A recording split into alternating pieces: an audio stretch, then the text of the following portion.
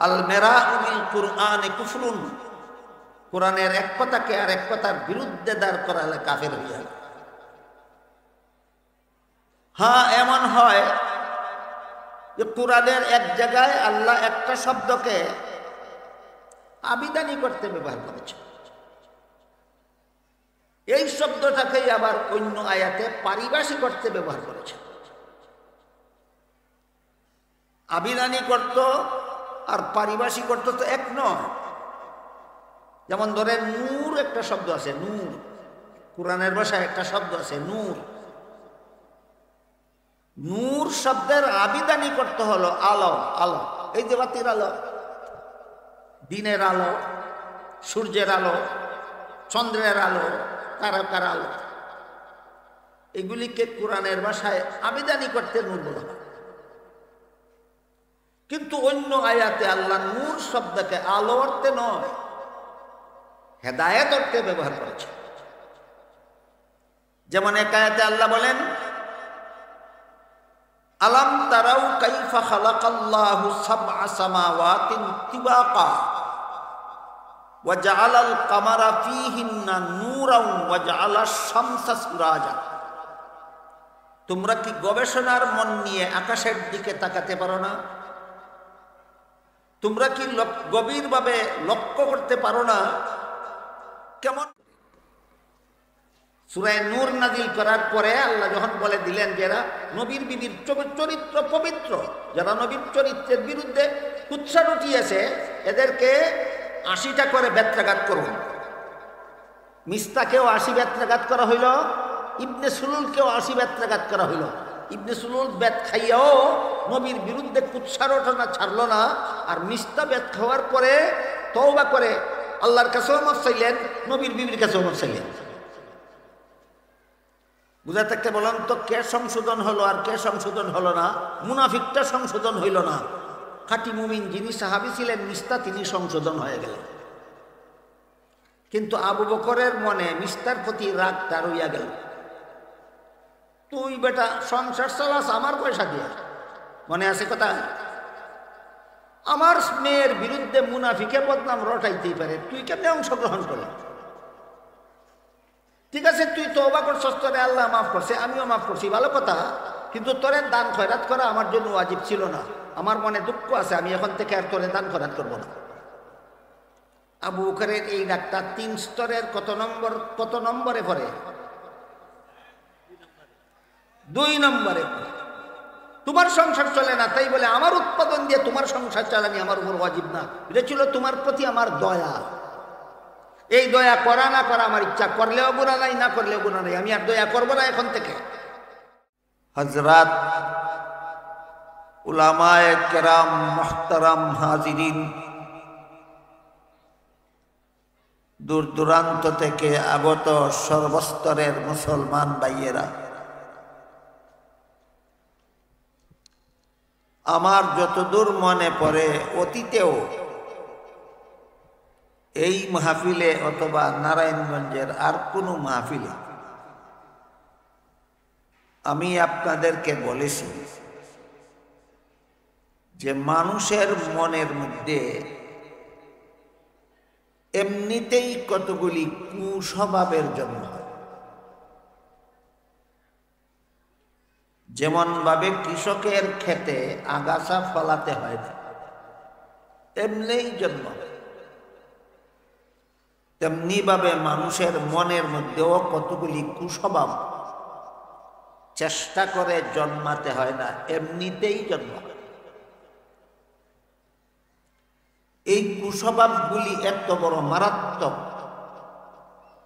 যে এক একটা কুস্বভাবের তাড়নায় মানুষ দিনরাত 24 ঘন্টা অসংখ্য গুনাহ এবং হারাম কাজে লিপ্ত থাকে। বুঝে থাকলে বলুন তো, কুস্বভাবগুলি কোন খারাপ প্রতিক্রিয়া নাই না মারাত্মক খারাপ প্রতিক্রিয়া আছে? আল্লামা ইমাম গাজালি রহমতুল্লাহি আলাইহি এক কিতাবে লিখেছেন, এই কুস্বভাবগুলি সর্বমোট 10টা। 10টা কুস্বভাব মানুষের মনে অটোমেটিকলি জন্ম হয় ক্ষেতের আগাছার মধ্যে। এক একটা কুস্বভাবের তাড়নায় মানুষ অসংখ্য গুনায় লিপ্ত থাকে, আর গুনাই হইল মানুষের জাহান্নামের শাস্তির যোগ্য হওয়ার কারণ। আমার আগে যে হুজুর বয়ান করলেন তিনি বলে গেছেন গুনামুক্ত জীবনযাপনের দরকার কেন? জাহান্নাম থেকে বাঁচার জন্য। গুনামুক্ত জীবনযাপনের দরকার কেন? জাহান্নাম থেকে বাঁচার জন্য। মানুষ গুনায় লিপ্ত হয় এক একটা কুস্বভাবের তাড়নায়। এক একটা কুস্বভাবের তাড়নায় মানুষ অসংখ্য গুনায় লিপ্ত থাকে। এইরকম কুস্বভাবের সংখ্যা সর্বমোট 10টা। কটা? 10টা। এই 10টা কুস্বভাবের মধ্যে একটা কুস্বভাবের নাম হলো গজব।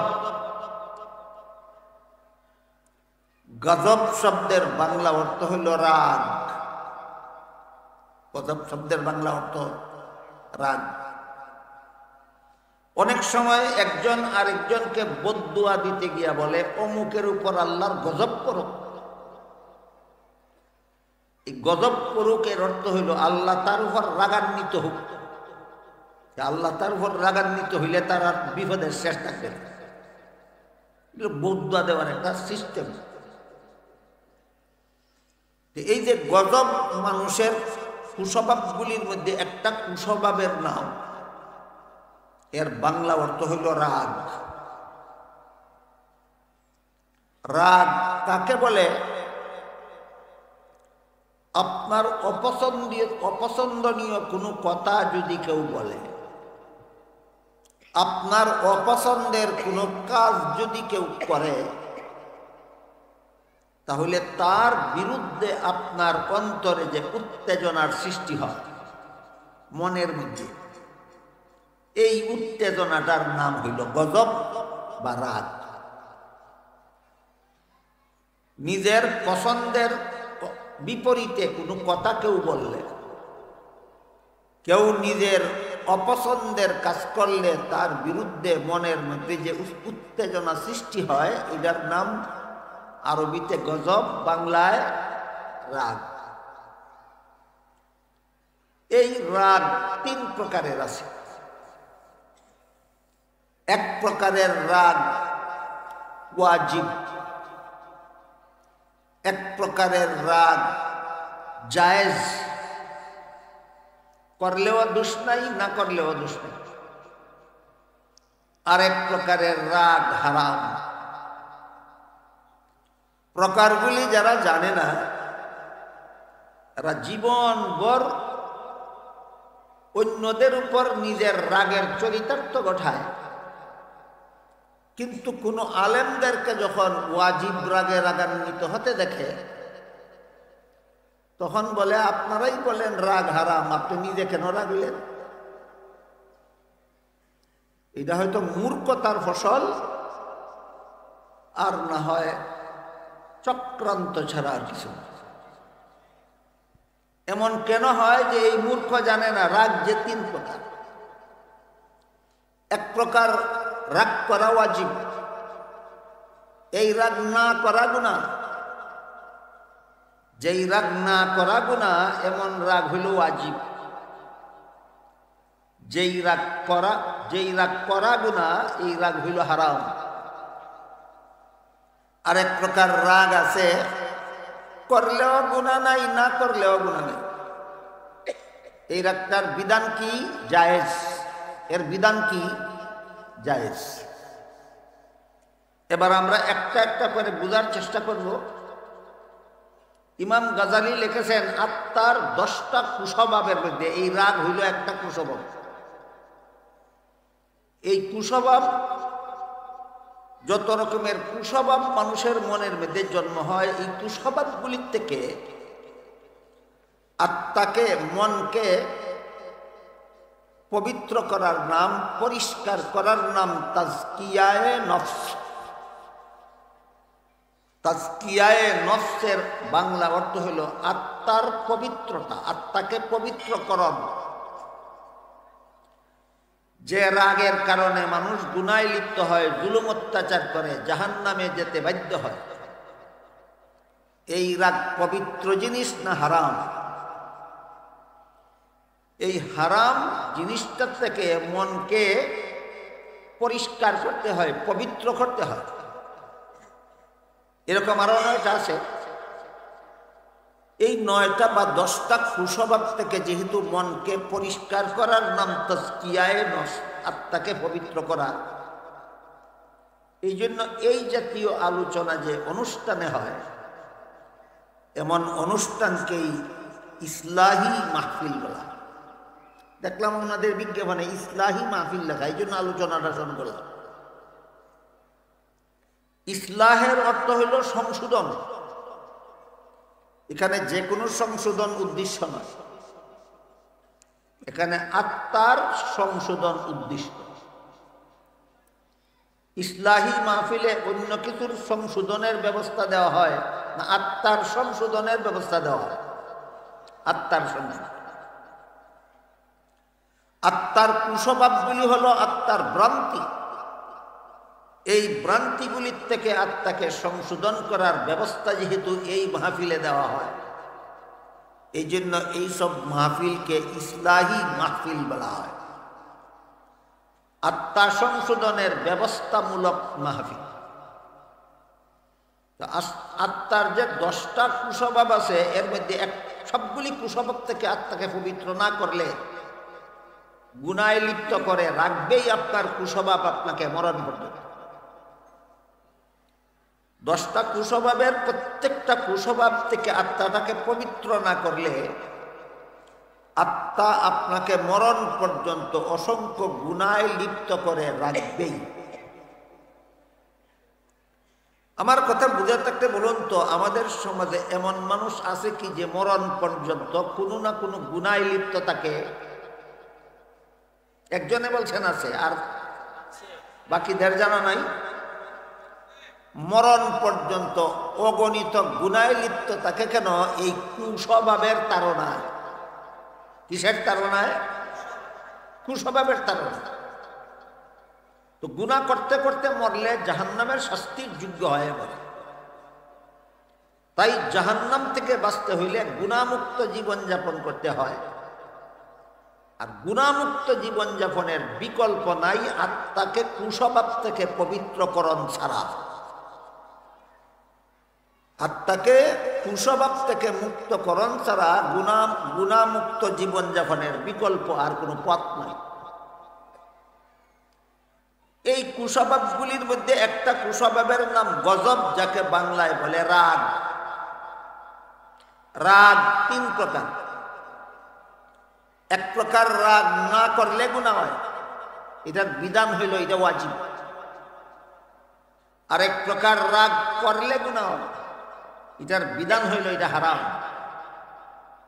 আরেক প্রকার রাগ আছে, করলেও গুনাহ নাই, না করলেও গুনাহ নাই, এটার বিধান হইল জায়েজ। বুঝাতে পারলাম? বলেন তো, যেই ধরনের রাগ না করলে গুনাহ হয়, এর বিধান কি? ওয়াজিব। যেই প্রকারের রাগ করলে গুনাহ হয়, এর বিধান কি? হারাম। যেই প্রকারের রাগ করলেও গুনাহ নাই, না করলেও গুনাহ নাই, তার বিধান জায়েজ।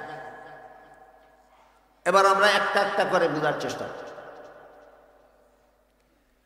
কেউ যদি আল্লাহর বিরুদ্ধে কথা বলে, কেউ যদি রাসূলের বিরুদ্ধে কথা বলে, কেউ যদি রাসূলের বিবিগণের বিরুদ্ধে কথা বলে, কেউ যদি ইসলামের বিধিবিধানের বিরুদ্ধে কথা বলে,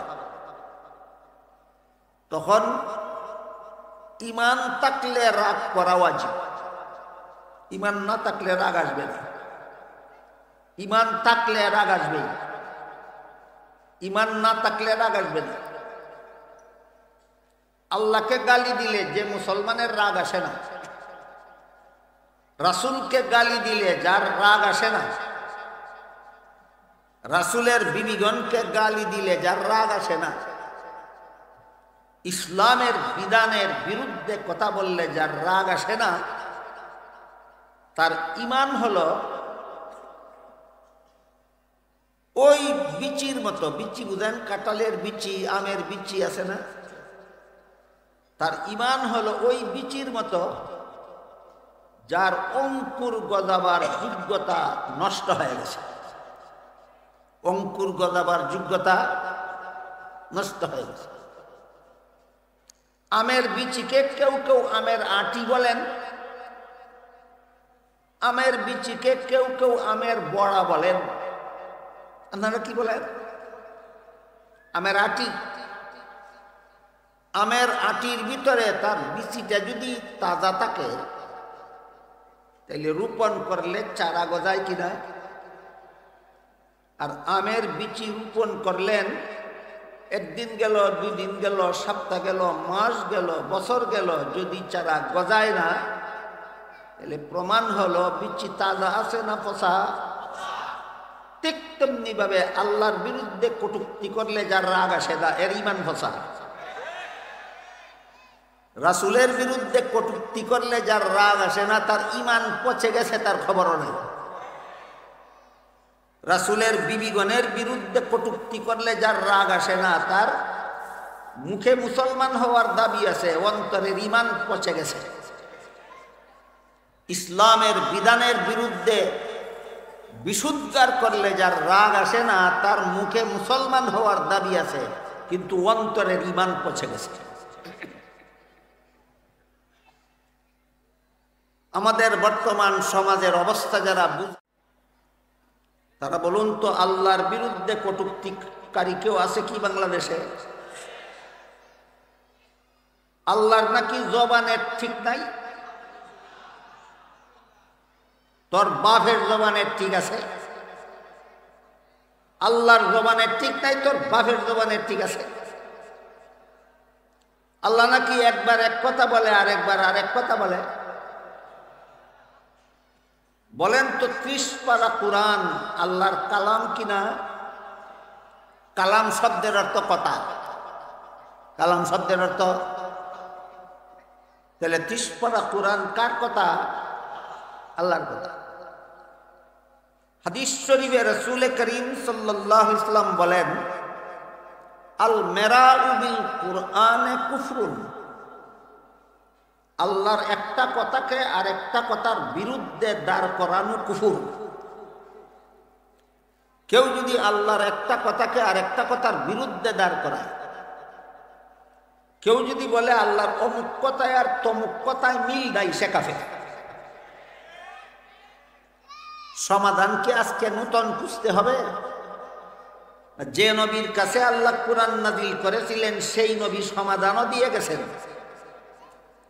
কেউ যদি বলে আল্লাহর অমুক কথার সাথে তমুক কথার মিল নাই, রাসূল বলে গেছেন তুই কাফের।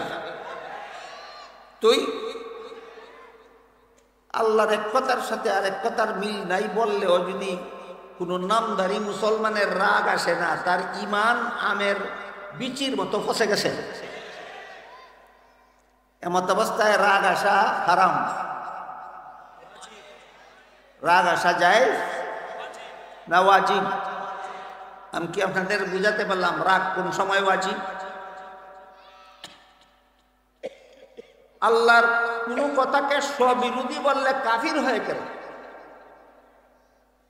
এর কারণ পাওয়া যায় আল্লাহ কোরআনের আরেক আয়াতে বলেছেন, লাউ কানা মিন ইনদি গায়রিল্লাহি লাওয়াজাদু ফীহি ইখতিলাফান কাসীরা। কারো এক কথা আরেক কথার বিরুদ্ধে তখনই যায় যখন আগে কি বলেছিল পরে তা মনে থাকে না। আগে যা বলেছিল পরবর্তীতে তা মনে থাকে না, এই জন্য পরের কথা আগের কথার বিপরীতে বলে। তারা আগের কথা মনে রাখতে পারে না যারা। এটা কি আল্লাহর বৈশিষ্ট্য না মানুষের বৈশিষ্ট্য? একজন মানুষ অনেকদিন পূর্বে কি বলেছিল মনে নাও থাকতে পারে, তাই বলে অনেকদিন পরে এর বিপরীত কথাটাও বলে দিতে পারে। পরের কথাটা আগের কথার বিপরীতে মানুষ কখন বলে? যখন আগে কি বলেছিল মনে থাকে না, ভুলে যায়। আল্লাহ কি আগে কি বলেছিলেন মনে থাকে না? তাহলে আল্লাহর পরের কথা আগের কথার বিপরীত হবে কেন? কাজেই যারা আল্লাহর এক কথাকে আর এক কথার বিপরীতে দাঁড় করায়, এরা এই কথা সাব্যস্ত করতে চায় যে আল্লাহ আগে কি বলেছিল মনে নাই, এই জন্য পরে উল্টোটা বলেছে। আল্লাহ রসুল বলেন, এমন মন্তব্য যে করে সে মুসলমান নয়, কাফির।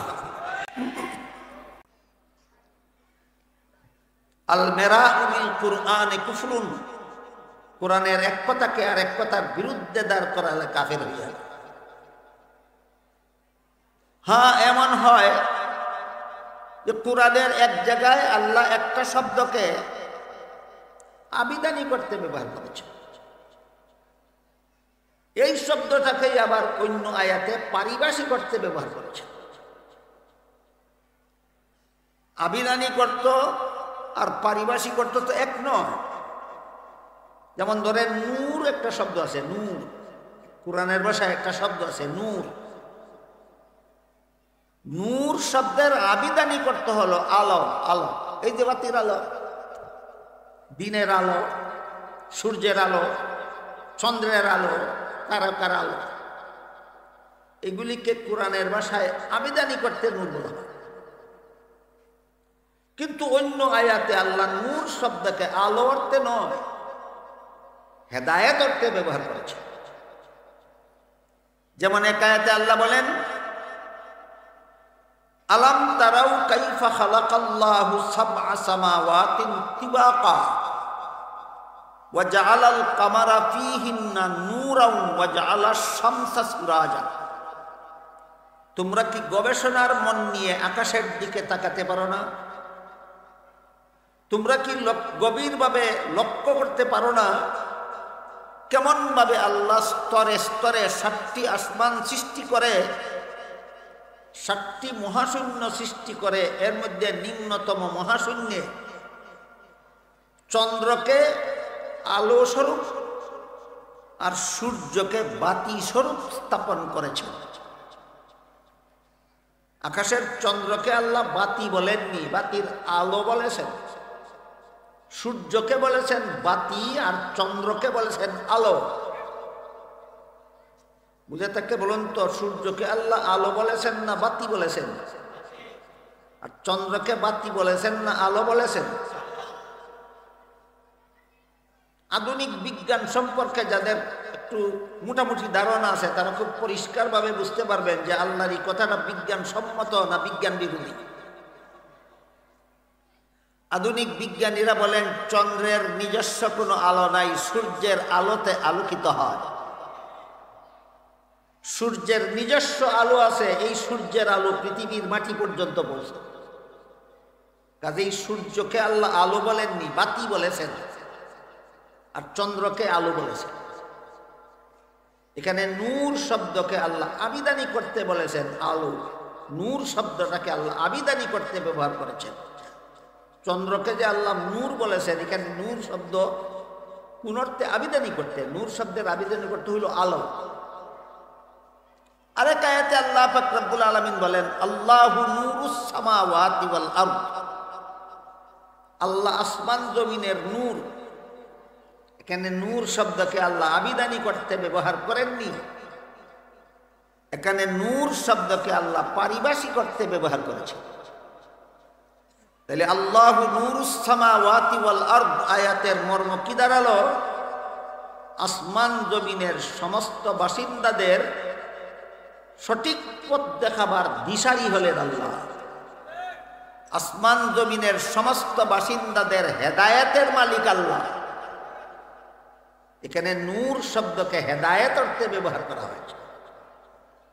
যেখানে আবিধানিক অর্থ ব্যবহার করা হয়েছে সেখানে যদি পারিভাষিক অর্থ ব্যবহার করে তাহলে ওই আয়াত এই আয়াতের বিপরীত হবে। যেখানে পারিভাষিক অর্থে ব্যবহার করেছেন এখানে যদি আবিধানিক অর্থ গণ্য করে তাহলে এই আয়াতটা ওই আয়াতের বিপরীত হবে। কিন্তু একই শব্দকে আল্লাহ এক আয়াতে আবিধানিক করতে আর এক আয়াতে পারিভাষিক অর্থে ব্যবহার করার কারণে দুই আয়াতে কোনো বিরোধ থাকে না।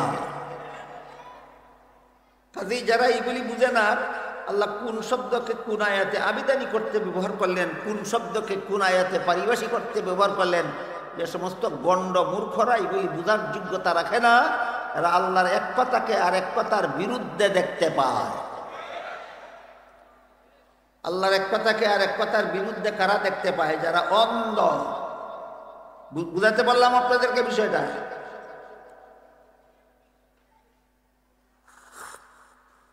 সুতরাং আল্লাহর বিরুদ্ধে এমন জঘন্যতম কুফরি মন্তব্য যে বাউল করেছে সে মুরতাদ কাফের। এর প্রতি যাদের অন্তরে রাগ আসে না এদের ঈমান পচা। এর পক্ষে যারা উকালতি করে, এর পক্ষে যারা আন্দোলন করে, এর পক্ষে যারা মিছিল করে, এর পক্ষে যারা বক্তব্য দেয়, সবটির ঈমান পচা।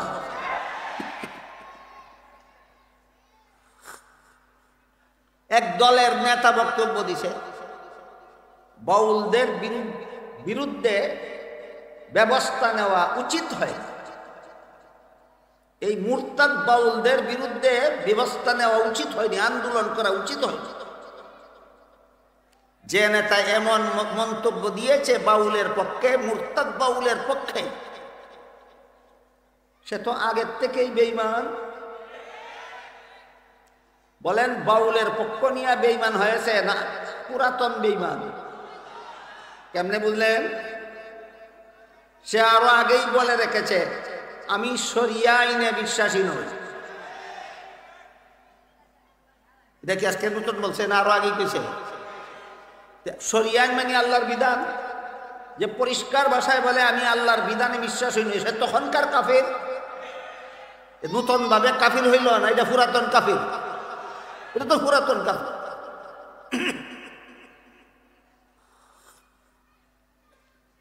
যে বলে আমি শরিয়া আইনে বিশ্বাসী নই, শরিয়া আইন আল্লাহর বিধানকে বলে। আপনারা আল্লাহর কতগুলি বিধান মেনে মুসলমান হয়েছেন এইটাও আপনাদের জানা থাকা দরকার। ইমানে মুজমাল নামের একটা কলেমা আছে, আমি পড়ি, দেখেন তো আপনারা কেউ বুঝেন কিনা, শুনেন, জানেন কিনা। আমানতু বিল্লাহি কামা হুয়া বিআসমাইহি ওয়া সিফাতিহি, জানেন কেউ? এর শেষ কথাটা হইল কাবিলতু জামিয়া আহকামিহি, আমি আল্লাহর যাবতীয় বিধিবিধান মেনে নিয়ে মুসলমান হইলাম। এই কলিমার শেষ কথার অর্থ কি? আল্লাহর কতগুলি বিধান মেনে নিয়ে মুসলমান হইছেন। আল্লাহর বিধান মেনে নিয়ে যদি তুমি মুসলমান হয়েছিলা, আল্লাহর বিধানে যদি তুমি বিশ্বাসী না থাকো তাহলে তোমার মুসলমানি আর কি পরিমাণ বাকি আছে? এই কথা এত সহজ কথা বুঝতেও কি ভার্সিটিতে লেখাপড়া করন লাগে নাকি? না স্বাভাবিক বিবেক থাকলেই বোঝা যায়। যে অনেকদিন আগেই ঘোষণা দিয়েছে আল্লাহর বিধানে বিশ্বাসী নয়, সে তো মুরতাদ বাউলের পক্ষে কথা বলবেই। এতে আমি আশ্চর্য বোধ করি না মোটেও। আমি আশ্চর্য বোধ করি কোথায়? এই সমস্ত মুরতাদের দালালরা পক্ষে যারা গদিতে যাওয়ার আগেই দালালি করে, নির্বাচনের পরে গদিতে গেলে করবে তাকে। নির্বাচনের আগেই যারা যে সমস্ত লাল কুকুররা শিয়ালের পক্ষপাতিত্ব করে, এরা গদিতে গেলে পরে করবেটা কি? ফার্সি ভাষায় একটা প্রবাদ আছে, সগে সুর বেড়াদরে গোপাল। এর বাংলা অর্থ হইল লাল কুকুর শিয়ালের ভাই। এর বাংলা অর্থ কি? লাল কুকুর শিয়ালের ভাই। মুরতাদ বাউলের পক্ষে যারা ওকালতি করে এরা লাল কুকুর, আর মুরতাদ বাউল হইল শিয়াল। আর প্রবাদ, ফার্সি প্রবাদটার বাংলা অর্থ হইল লাল কুকুর শিয়ালের ভাই। এই কথাটাকে আমাদের সিলেটি ভাষায় অন্যভাবে বলে। সিলেটি ভাষায় বলে চুরে চুরে খালাতো ভাই, তিন চুরে হালি, এক চুরে বিয়া করে আরেক চুরে শালি। চুরে চুরে খালাতো ভাই, তিন চুরে হালি। কলা তো চারটায় হালি হয়, সুর তিনটায় হালি হয়। চুরে চুরে খালাতো ভাই, তিন চুরে হালি, এক সুরে বিয়া করে আরেক সুরে শালি। এক সুরে কয় আল্লাহর আগের কথায় পরের কথায় মিল নাই, আরেক সুরে কয় এর বিরোধিতা করা উচিত নয়। চুরে চুরে খালাতো ভাই। এক ইমান চুরে বলে যে আল্লাহর আগের কথায় পরের কথায় মিল নাই, আরেক ইমান চুরে বলে এর বিরোধিতা করা উচিত নয়। বলেন চুরে চুরে খালাতো ভাই হইল কিনা? এদের পক্ষে তৃতীয় যারা আসবে এরা তিন চুরে হালি। এদের সকলের দাবি এক, এক চুরে বিয়ে করে আরেক চুরের শালি। এই সমস্ত ইমান চুরদের ইমান বিধ্বংসী কথা শুনলে যাদের রাগ আসে না, এদের ইমান তাজা। তাহলে বুঝাতে পারলাম কোন সময় রাগ ওয়াজিব হয়। আল্লাহর বিরুদ্ধে কথা বললে রাগ আসা ওয়াজিব, নবীর বিরুদ্ধে কথা বললে রাগ আসা ওয়াজিব। নবীর বিরুদ্ধে কে কইল কি কইল আমি সারা রাতেও বলে শেষ করতে পারবো না, শুধু একটি উদাহরণ দিচ্ছি। আল্লাহ পাক রব্বুল আলামিন পবিত্র কোরআনের এক আয়াতে বলেন, লা ইয়ানালু আহদিজ জালিমিন, গুনাহগারদেরকে আমি নবী বানাই না। এখন যদি আপনি কোন নবীকে গুনাহগার সাব্যস্ত করেন, আল্লাহ বলেন বেগুনাহ, আপনি বলেন গুনাহগার। নবীকে গুনাহগার বলার পরেও যদি কোনো মুসলমানের রাগ আসে না, তার ঈমানটা থাকে কোথায়? আমি জানি না আপনারা নবীকে গুনাহগার মনে করেন না বেগুনাহ মনে করেন। আল্লাহর কোরআনের ঘোষণা, কোনো গুনাহগারকে আমি নবী বানাই না, আর যাদেরকে নবী বানাই এরা জীবনে কোনোদিন গুনাহ করে না। কাজেই নবীকে গুনাহগার সাব্যস্ত করা নবীর বিরুদ্ধে কটূক্তি কিনা? নবীর বিরুদ্ধে কটূক্তি করলেও যার রাগ আসে না তার ঈমান পচা। আরেক দলের নেতা নবীর বিবির বিরুদ্ধে বিশুদ্ধার করে রেখেছে, সেও নাকি আরেক দলের নেতা। সে বলে নবীর বিবি খাদিজা জীবনে এক রাকাত নামাজও পড়েনি, নবীর বিবি খাদিজা জীবনে একটি রোজাও রাখেননি, নবীর বিবি খাদিজা জীবনে একদিনও পর্দা পালন করে। নবীর বিবি খাদিজা একদিনও এক রাকাত নামাজও পড়েননি। তুমি পাইলা কোথায়? পাঁচ বেলার নামাজ ফরজ হওয়ার আগে নবী তার সাহাবাদের নিয়ে দৈনিক এক বেলা নামাজ পড়তেন, ফজরের নামাজ। বলেন 5 বেলার নামাজ ফরজ হওয়ার আগে নবী কোনো নামাজ পড়তেন না, না এক বেলা পড়তেন? কোনটা? নবী নিজেও এক বেলা পড়তেন, নবীর সাহাবাগণও এক বেলা পড়তেন। বিয়ের আগে ইসলাম গ্রহণ করার পরে খাদিজা নবীর সাহাবিয়া ছিলেন কিনা? তুই কই ভাইলে এক রাকাত নামাজও পড়ছে না বান্দর? রমজান মাসের রোজা ফরজ হওয়ার আগে আশুরার রোজা রাখা ওয়াজিব ছিল, ওয়াজিব। রমজান মাসের রোজা ফরজ হওয়ার আগে আশুরার রোজা ওয়াজিব ছিল। নবী নিজেও রাখতেন, সাহাবাদেরকে নির্দেশ দিতেন আশুরার রোজা রাখার জন্য। তুমি কই শিখলা বিবি খাদিজা জীবনে একটা রোজাও রাখেননি, শিখলে কোথায় গোয়ার? বলেন নবীর বিবির বিরুদ্ধে কটূক্তি কিনা? নবীর বিবির বিরুদ্ধে কটূক্তি করলে যদি রাগ আসে না, তোমার ঈমান পচা। এই গোয়ারে আরো কি মন্তব্য করে রেখেছে জানেন? কয় কৌমি আলিমরা চৌদেওয়ালের ভিতরে সীমিত জ্ঞান রাখে। যেই গোয়ারে কয় নবীর বিবি খাদিজা জীবনে এক রাকাত নামাজও পড়েননি, যেই গণ্ড মূর্খই বলে নবীর বিবি খাদিজা জীবনে একটি রোজাও রাখেননি, সেই গোয়ারে কৌমি আলেমদের বিরুদ্ধে বিশুদ্ধার করতে গিয়ে বলে কৌমি আলেমরা নাকি চৌদেওয়ালের ভিতরে সীমাবদ্ধ জ্ঞান রাখেন, আর ইনি চৌদেওয়ালের বাইরে গিয়ে অসীম জ্ঞানের অধিকারী হয়ে গেছে।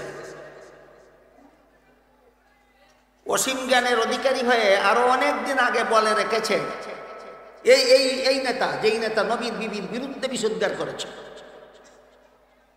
আরো বৎসরখানেক আগে এই গোয়ারে মন্তব্য করে রেখেছে নামাজ পড়লে বেহেশতে যাবে, এমন কথা কোরআনের কোনো আয়াতে নেই। নামাজ পড়লে বেহেশতে যাবে এমন কথা কোরআনের কোনো আয়াতে নেই। অনেকগুলি আয়াতে আছে নামাজ বেহেশতে যাওয়ার ইবাদত। সূরা মুমিনুনের প্রথম আয়াতে আল্লাহ বলেন, কাদ আফলাহাল মুমিনুন আল্লাযীনা হুম ফি সালাতিহিম খাশিউন, 2 নম্বর আয়াতে বলেছেন যারা আল্লাহর ধ্যানে মগ্ন হয়ে নামাজ আদায় করে। 11 নম্বর আয়াতে বলেন উলাইকা হুমুল ওয়ারিসুন আল্লাযীনা ইয়ারিসুনাল ফিরদাউসা হুম ফিহা খালিদুন। আল্লাহর ধ্যানে মগ্ন হয়ে যারা নামাজ আদায় করে আল্লাহ বলেন জান্নাতুল ফিরদাউসের অধিকারী হবে। কোরআনের কোন আয়াতে নামাজ পড়লে বেহেশতে যাবে নাই? আয়াতে নাই না অন্ধয়ে দেখে না? কেন? যেই প্রতিষ্ঠানে পড়লে কোরআন শিখা যায় ওই প্রতিষ্ঠানে সে লেখাপড়াই করেনি। যেখানে কোরআন শিক্ষা দেওয়ার কোনো ব্যবস্থা নাই সেখানে লেখাপড়া করেছে।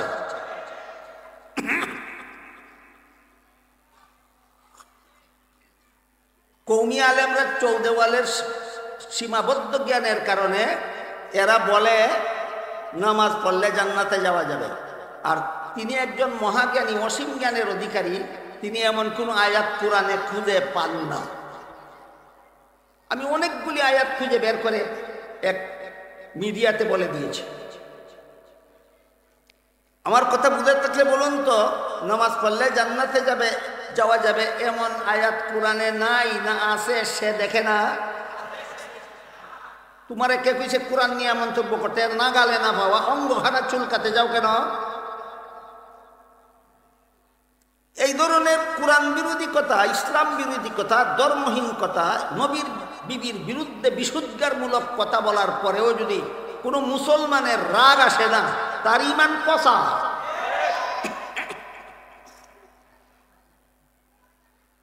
আরেক নেত্রী বলে মহিলাদেরকে যদি একসাথে 4 স্বামী গ্রহণ করতে দেওয়া না হয় তাহলে কোনো পুরুষকেও একসাথে 4 বউ গ্রহণ করতে দেওয়া হবে না। দেখি কোরআনের পক্ষে বলল না বিরুদ্ধে? কোরআনে আল্লাহ বলেন ফানকিহু মা তাবা লাকুম মিনান নিসাই মাসনা ওয়া সুলাস ওয়া রুবা। তোমরা প্রয়োজনে এবং শর্ত সাপেক্ষে 2 বিবি রাখতে পারো, 3 বিবি রাখতে পারো, 4 বিবি রাখতে পারো। যে পুরুষদেরকে আল্লাহ কোরআনে বলেছেন, মহিলাদেরকে বলেননি তোমরা 2 স্বামী, 3 স্বামী, 4 স্বামী রাখতে পারো। আল্লাহ জ্ঞান বিজ্ঞান কিছু কম বুঝে, এই জন্য এই সমস্ত মূর্খ পণ্ডিতদের ভাষণে মনে হয় যে জ্ঞান বিজ্ঞান যা বুঝে এই সমস্ত মূর্খ পণ্ডিতের দলে বুঝে। এদেরকে যে আল্লাহ সৃষ্টি করছে তিনি জ্ঞান বিজ্ঞান বলতে কিছু বুঝে না। অবস্থাটা এমন না? আল্লাহ বিধান দিলেন পুরুষ 4 বউ রাখতে পারে, মহিলা 1-এর বেশি নয়। আরেক দলের নেত্রী বক্তৃতা দেয় মহিলাকে যদি 4 স্বামী রাখতে দেওয়া না হয় তো পুরুষকেও 4 বউ রাখতে দেওয়া হবে না। কোরআনের বিরুদ্ধে গেল কিনা? কোরআনের বিরুদ্ধে বক্তব্য দিলে যদি কোনো মুসলমানের রাগ উঠে না, তার ঈমান তাজা না পচা? এমন ক্ষেত্রে রাগ আসা ওয়াজিব। এমন ক্ষেত্রে রাগ আসা ওয়াজিব। বাকি রইল কথা আল্লাহ কতটুকু জ্ঞান বিজ্ঞান বিরোধী কাজ করলো পুরুষকে 4 বউ রাখার অনুমতি দিয়া আর মহিলাকে 4 স্বামী রাখার অনুমতি না দিয়া কতটুকু অযৌক্তিক কাজ করলো, এটা আপনাদের একটু বোঝার ব্যাপার আছে। আপনারা বললে আমি একটু বোঝাবার চেষ্টা করি। 2023 সালের আদমশুমারি মতে বাংলাদেশে যে পরিমাণ পুরুষ আছে এর চেয়ে 15 লক্ষের বেশি মহিলা আছে। বুঝা থাকলে বলুন, বাংলাদেশে যে পরিমাণ পুরুষ আছে এই পরিমাণ মহিলা না 15 লক্ষ মহিলা বেশি আছে? তাই প্রত্যেকটা পুরুষের কাছে একটা করে মহিলা বিয়া দিলে সবাই একটা করে বউ পাইল, কিন্তু 15 লক্ষ মহিলা থাকবে স্বামী পাওয়ার বাকি। থাকবে কিনা? বাংলাদেশের বর্তমান অবস্থাটা, প্রত্যেকটা পুরুষের কাছে একটা করে মহিলা বিয়া দিলে প্রত্যেকটা পুরুষ এই বউ একটা পাইল, কিন্তু 15 লক্ষ মহিলা বাকি থাকবে স্বামী পাওয়ার বাকি। 15 লক্ষ মহিলা কি পাওয়ার বাকি থাকবে? আল্লাহ যদি তোমাদের মতো মূর্খ পণ্ডিত হইত তাইলে বলে দিত পুরুষ মহিলা যেমন ভাবে 1-এর বেশি স্বামী রাখতে পারে না, পুরুষও 1-এর বেশি বউ রাখতে পারবে না। তোর মতো কুজ্ঞান যদি আল্লাহর কাছে থাকতো তাহলে বর্তমান বাংলাদেশের 15 লক্ষ মহিলার কপালে জীবনে একটা স্বামীও জুটত না। এই মূর্খ পণ্ডিতদের নাস্তিক্যবাদী আর কুফুরি বক্তব্যের দ্বারা মনে হয় যে জ্ঞান বিজ্ঞান যা বুঝে এই সমস্ত জ্ঞান পাপীরাই বুঝে, আল্লাহ জ্ঞান বিজ্ঞান বলতে। এই ধরনের আল্লাহ বিরোধী, কোরআন বিরোধী, নবী বিরোধী, এইভাবে নবীর বিবিদের চরিত্র বিরোধী বক্তব্য যারা দেয়, এরপরে যদি কোনো মুসলমানের অন্তরে রাগ আসে না, তার ইমান পচা, তার ইমান। তাহলে এদের বিরুদ্ধে রাগ আসতে হবে ইমান তাজা থাকলে, এদের বিরুদ্ধে রাগ আসতে হবে ইমান তাজা থাকলে। গেল এক প্রকার রাগের আলোচনা, এটা এক প্রকারের রাগ। আর এক প্রকার রাগ হলো রাগ করলেও গুনাহ নাই, না করলেও গুনাহ নাই, এটা জায়েজ। এটা কেমন? আপনাকে আপনার ৫,০০০ টাকা একজনে আত্মসাৎ করে ফেলবে, আপনার খুশি লাগবে না রাগ আসবে? আপনিও রাগান্বিত হয়ে তার অন্য দিক দিয়ে তার ৫,০০০ টাকা তার কাছ থেকে উসল করে নিয়ে গেলেন। নিলে গুনাহ না, না নিলে গুনাহ? তো বুঝে বলেন, আপনার ৫,০০০ টাকা একজনে চক্রান্ত করে আত্মসাৎ করে নিয়ে গেল, আসলো আপনার রাগ। এই রাগ চরিতার্থ করতে গিয়ে আপনিও যদি তার কাছ থেকে কোনো উপায়ে ৫,০০০ টাকা উসল করে নিয়ে যান, তাহলে তুই তো রাগের তাড়নাই করলেন। এটা এই ৫,০০০ টাকা আপনি তার কাছ থেকে উদ্ধার করিয়া নিলে গুনাহ না, না নিলে গুনাহ? না নিলেও গুনাহ নাই, না নিলেও গুনাহ নাই। এইরকম রাগ হইল জায়েজ, আসলেও গুনাহ নাই, না আসলেও গুনাহ নাই। এক ব্যক্তি লাঠি দিয়ে আঘাত করে আপনার মাথা ফাটাইয়া ফেললে, রাগ আসবে কিনা?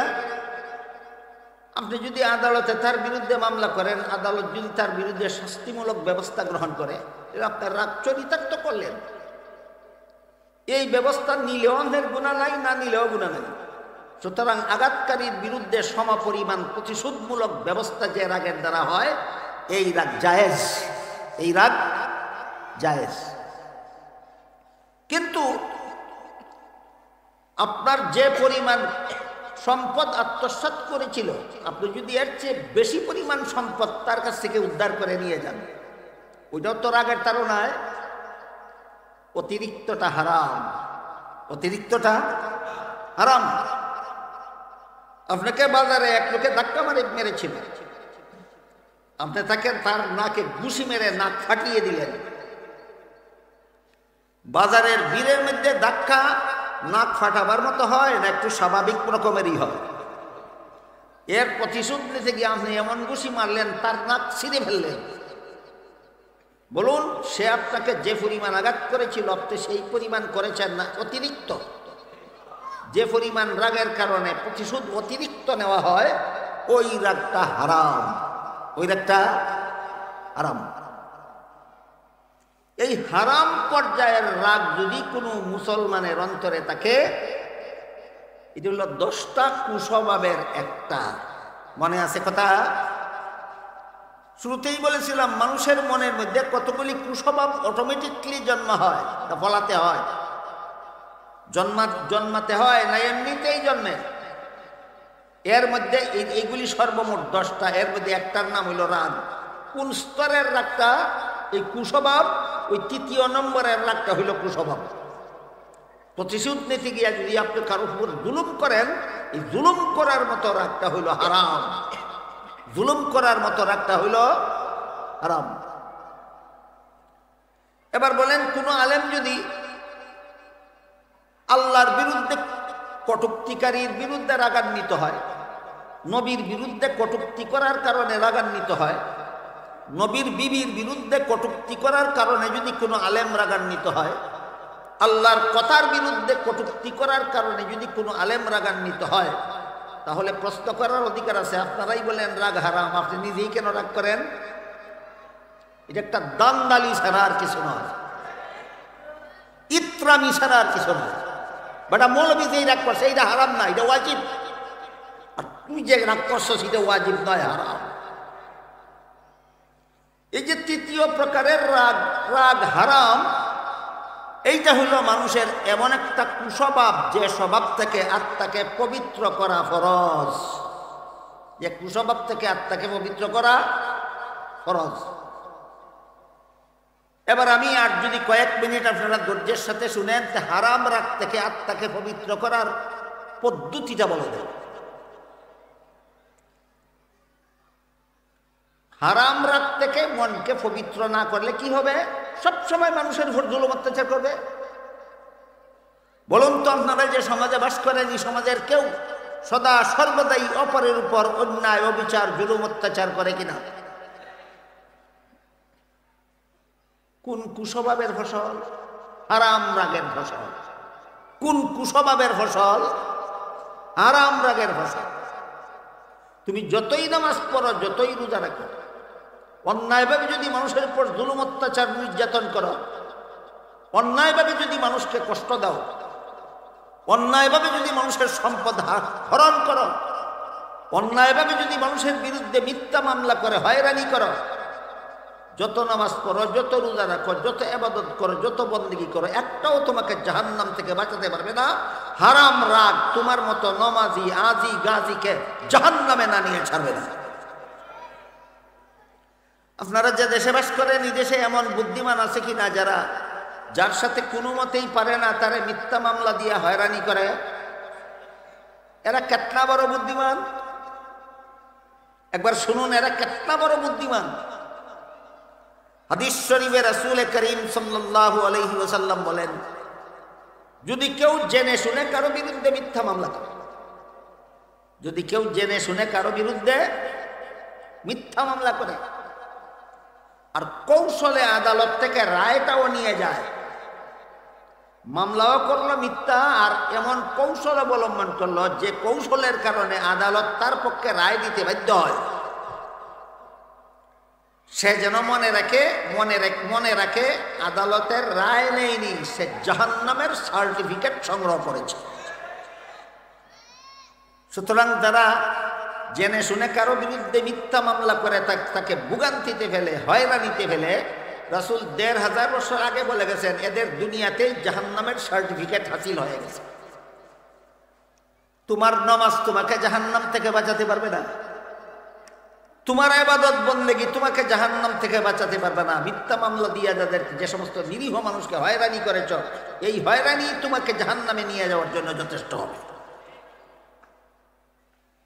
এই রকমের যত দুর্নীতি, যত জালিয়াতি, যত জুলুম, যত অত্যাচার, যত নির্যাতন, সব কিছু করে। নির্বাচন আসলে আবার তসবিহ পড়ে,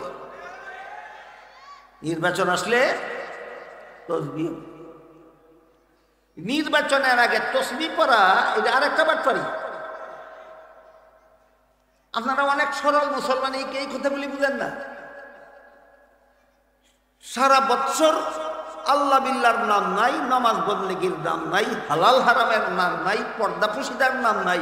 নির্বাচন আসলেই মাথায় টুপি দিয়ে মসজিদে যাওয়া আর নির্বাচন আসলেই মাথায় পট্টি বেঁধে হাতে তসবিহ নিয়ে চক্কর দেওয়া, বাটপারি ছাড়া আর কিছু নয়। এমন একটা বাটপারের বাস্তব ঘটনা আপনাদেরকে বলি। এক সময় পাকিস্তানের প্রধানমন্ত্রী ছিল বেনজির ভুট্টো, সমাজতান্ত্রিক দলের নেতা। সমাজতন্ত্রীদের মূল মন্ত্র হইল ধর্ম পালন করা গাঞ্জাকুরির মতো অপরাধ, ধর্ম পালন করা গাঁজাকুরির মতো অপরাধ। এমন দলের নেতা ছিল বেনজির ভুট্টো। এখানে যদি আবার ব্যাকরণের ছাত্র থাকে মনে মনে আওড়াবে, হুজুরে মহিলাকে নেতা বললো কেন? নেতা তো পুরুষ লিঙ্গবোধক শব্দ, এর স্ত্রীলিঙ্গ তো হইল নেত্রী। তাহলে বেনজির পুরুষ না মহিলা? তাহলে আমার নেতা বলা উচিত ছিল না নেত্রী বলা দরকার ছিল? আমি না হয় ব্যাকরণে ভুল করলাম। আপনারা যখন বিগত 15, 20, 30 বছর পর্যন্ত কোনো সময় হাসিনাকে সরকার দলীয় নেতা আর খালেদাকে বিরোধী দলীয় নেতা বলতেন, তখন আপনাদের স্ত্রীলিঙ্গ আর পুরুষ লিঙ্গ থাকতো কোথায়? আপনাদের লিঙ্গ যেদিন ঠিক হবে সেদিন আমার লিঙ্গও ঠিক হবে। তো পাকিস্তানের প্রধানমন্ত্রী ছিল কমিউনিস্ট পার্টির সমাজতান্ত্রিক দলের নেতা বেনজির ভুট্টো। এই সময় পাকিস্তান থেকে বাংলাদেশের আন্তর্জাতিক সম্মেলনে আমন্ত্রিত হয়ে একজন আলেম ছিলেন হযরত মাওলানা আব্দুল মজিদ নদীম রহমাতুল্লাহি আলাইহি। তিনি তার এক বক্তব্যে বলেছিলেন, আমি নিজের কানে শুনেছিলাম, একবার নির্বাচনের প্রাক্কালে এই কমিউনিস্ট পার্টির নেতা বেনজির ভুট্টো হাতে তসবিহ নিয়ে তসবিহ পড়ে। একজন আলেমের সাথে দেখা হলো। আলেম বেনজির ভুট্টোকে জিজ্ঞেস করলেন, জীবনে কোনোদিন আপনাকে আল্লাহ বিল্লাহ করতে দেখা যায় না, এখন তসবিহ পড়েন নির্বাচনের আগে, ঘটনা কি? কিসের তসবিহ পড়েন? বলে আয়াতুল কুরসির তসবিহ পড়ে। আলেম বললেন, আয়াতুল কুরসি তো অনেক লম্বা, এত তাড়াতাড়ি দানা টানেন কিভাবে? বলে শর্টকাট করে নিয়েছি। আলেম জিজ্ঞেস করলেন, এত লম্বা আয়াতকে কেমনে আপনি শর্টকাট করলেন? আয়াতুল কুরসির ভিতরে একটা শব্দ আছে কুরসি, যার বাংলা অর্থ হইল গদি। এই কুরসি শব্দের আগের পরের সবগুলি বাদ দিয়ে শুধু কুরসি কুরসি কুরসি কুরসি কুরসি কুরসি, গদি গদি গদি গদি গদি গদি। এটা সত্য ঘটনা। কাহিনী বুঝাতে কে বলুন, নির্বাচনের আগে বেনজির ভুট্টো আয়াতুল কুরসির তসবিহ পড়ে। এটা কি ধর্মের কাজ না ধর্ম নিয়ে বাটপারি? আল্লাহর নামের তসবিহ পড়ে না গদি নামের তসবিহ পড়ে? বুঝেন না কেন আপনারা? আপনাদের দেশে তো নির্বাচনের সময় আইলে ধার্মিক সাজে, কোন আসলে যারা ধার্মিক সাজে এরা তসবিহ পড়ে গদি গদি গদি গদি, আল্লাহর তসবিহ পড়ে না, গদির তসবিহ পড়ে।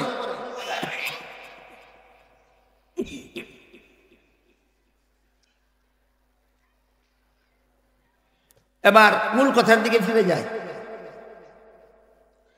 তৃতীয় প্রকার রাগ যে হারাম, এই হারাম রাগ নিয়ন্ত্রণ না করা পর্যন্ত অন্যদের উপর জুলুম, অত্যাচার, অন্যায়, অবিচার, নির্যাতন এবং অন্যদের সম্পদ আত্মসাৎ, চুরি, ডাকাতি, অপহরণ করবেই। যত অপহরণকারী অপহরণ করে, যত ছিনতাইকারী ছিনতাই করে, যত জবরদখলকারী জবরদখল করে, যত চোর চুরি করে, যত ডাকাত ডাকাতি করে, যত সুদখোর সুদ খায়, যত ঘুষখোর ঘুষ খায়, এই সবগুলি বলুন হালাল না হারাম? হারাম। এই হারাম যে কুস্বভাবের তাড়নায় করে, সেই কুস্বভাবের চিকিৎসা না করা পর্যন্ত চুরে জীবনভর চুরি করতে করতেই মরবে, সুদকুর জীবনভর সুদকুরি করতে করতেই মরবে, ঘুষকুর জীবনভর ঘুষ খেতে খেতেই মরবে।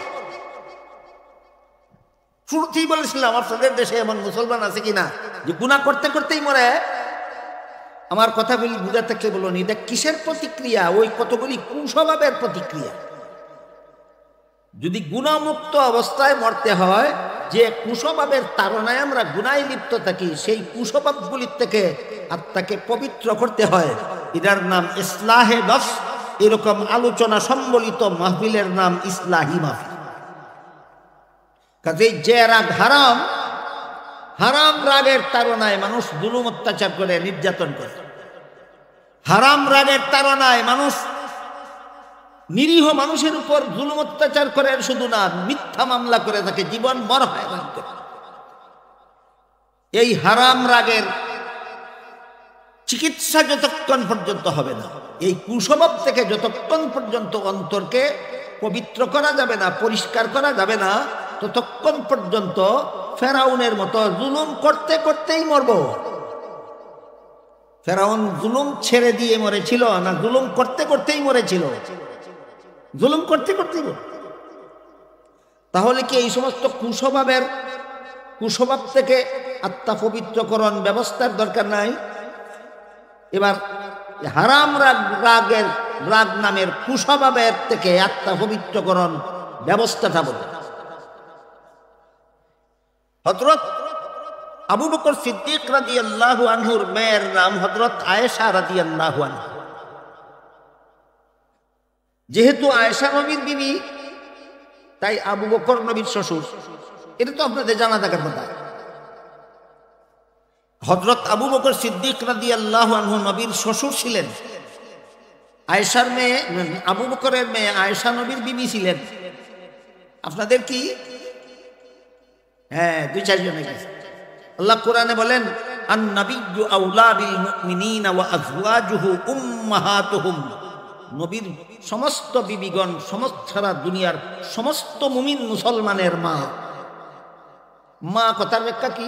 আমি তো নবীর বিবিগণের গর্ভ থেকে ভূমিষ্ঠ হইনি, তাহলে মা কিভাবে হইল? এর ব্যাখ্যা হইল, মুফাসসিরিনে কেরাম লিখেছেন, এর ব্যাখ্যা হইল তোমার গর্ভধারিণী মাকে বিয়ে করা যেমন ভাবে তোমার জন্য হারাম, তেমনি ভাবে নবীর বিবি বিধবা হলেও উম্মতের জন্য বিয়ে করা হারাম। নবীর বিবিগণ আমাদের গর্ভধারিণী হইয়া মা হয়েছেন, না মায়ের মতো বিয়া হারাম হওয়ার কারণে মা? মায়ের মতো বিয়ে হারাম হওয়ার কারণে মা। তো নবীর বিবি আয়েশা আমাদের মা। একবার কুখ্যাত এক মুনাফিক হযরত আয়েশা রাদিয়াল্লাহু আনহার চরিত্রের বিরুদ্ধে কলঙ্ক লেপন করেছে। ইবনে সুলুল, আব্দুল্লাহ ইবনে উবাই ইবনে সুলুল নামের মুনাফিক, এক যুদ্ধ থেকে ফিরার পথে রাসূল তাঁবুর ভিতরে ছিলেন। আয়েশা রাতের অন্ধকারে তাঁবুর থেকে বের হয়ে একটু আমাদের আধুনিক ভাষায় ওয়াশরুমে গেছিল, ইসলামের পরিভাষায় বলা হয় ইস্তেনজায় গেছিলেন। আমরা ইসলামের পরিভাষাটা বললেই ভালো নাকি? ইস্তেনজা বললে বুঝবেন তো? নবী কামরায় ছিলেন, গভীর রাতের অন্ধকারে আয়েশা কামরার থেকে বের হয়ে ইস্তেনজায় গেছিলেন। নবী জানতেন না। নবী না জানার কারণে আয়েশা ইস্তেনজা থেকে ফিরার আগেই নবী কাফেলা নিয়ে মদিনার পথে রওনা হয়ে গেলেন। আয়েশা ফিরে এসে দেখেন তাবুও নাই, নবীও নাই, সঙ্গী সাথীও নেই।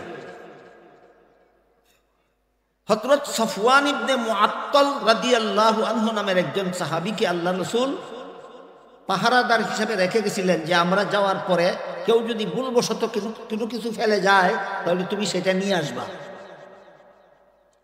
আয়েশা তাদের কাউকে না পেয়ে চাদর মুড়ি দিয়ে বসে রইলেন এক জায়গায়, আর হযরত মুআত্তাল খুঁজতে খুঁজতে গিয়া নবীর বিবিকে সেখানে পেয়ে বসে। পর্দার বিধান ফরজ হওয়ার আগে তিনি আয়েশাকে দেখেছেন, এই জন্য হঠাৎ দেখা মাত্র তিনি চিনতে পেরেছেন ইনি নবীর বিবি আয়েশা। সাথে সাথে হযরত মুআত্তাল সুবহানাল্লাহ পড়লেন, আর আয়েশা তাড়াতাড়ি চাদর দিয়া নিজের দেহটাকে পর্দা করে নিলেন। এরপরে হযরত সফওয়ান ইবনে মুআত্তাল নিজের উটের পিঠে আয়েশাকে আরোহণ করাইয়া লাগাম টেনে টেনে নিয়ে গেলেন মদিনা শরীফে, রসুলের কাছে পৌঁছাইয়া দিলেন। বলেন তো, তাবুর স্থল থেকে মদিনায় নবীর কাছে আয়েশাকে কে পৌঁছে দিলেন? হযরত সফওয়ান।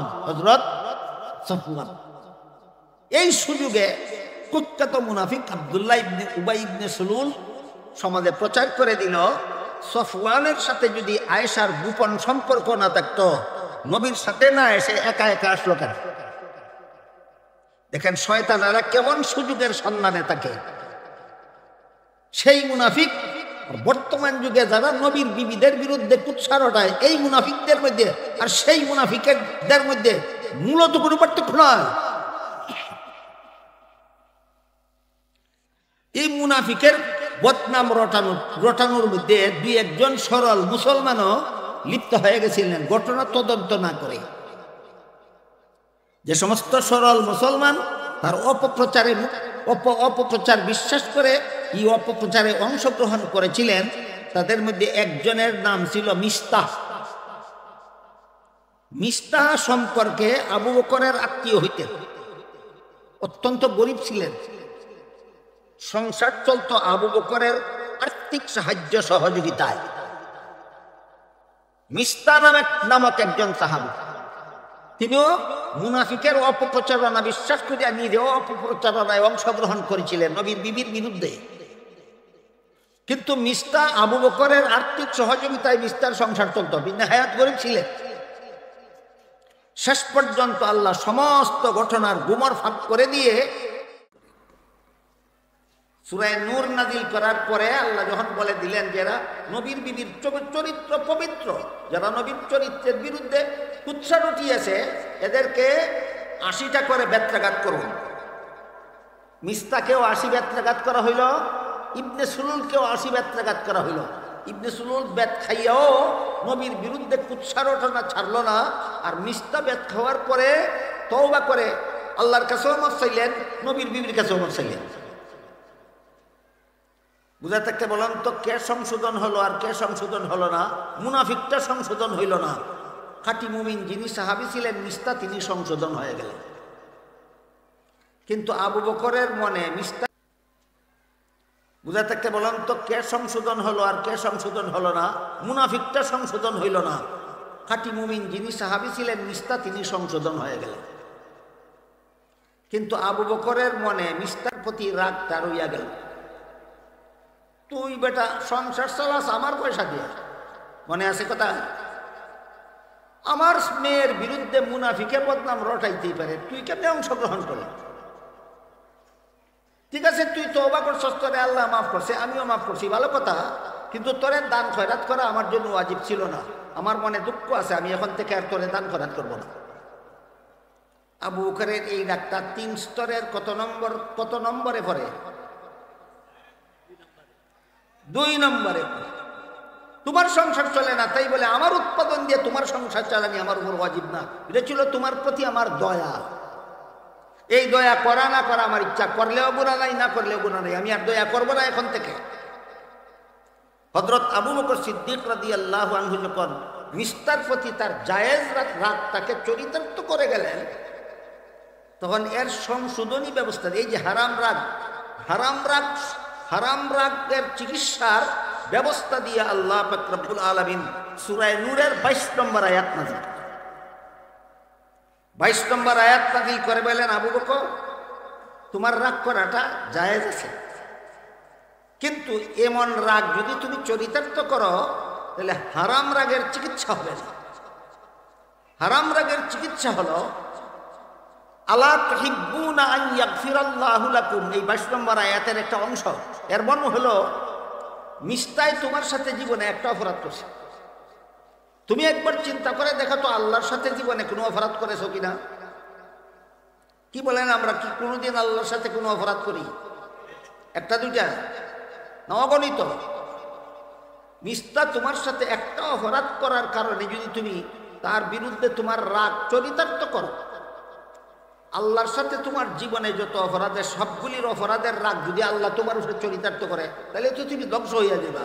কাজে আল্লাহর দরবারে যদি মাফ পাইতে চাও তাহলে হালাল রাগও চরিতার্থ না করে মাফ করে দাও। এটা হলো আল্লাহর কাছে তোমার অপরাধ মাফের একটা ব্যবস্থা। আয়াতের ব্যাখ্যায় মুফাসসিরিন কেমন লিখেছেন, হারাম রাগ এর থেকে অন্তর পবিত্র করার পদ্ধতি শিক্ষা দিয়েছেন আল্লাহ এখানে। যদি তুমি হালাল রাগকে কন্ট্রোল করতে পারো চরিতার্থ না করে, তখন যে ব্যক্তি হালাল কাজ থেকে বিরত থাকতে পারে তার জন্য হারাম রাগ থেকে বিরত থাকা সহজ হয়ে যায়। এই হলো হারাম রাগের পরিচয়।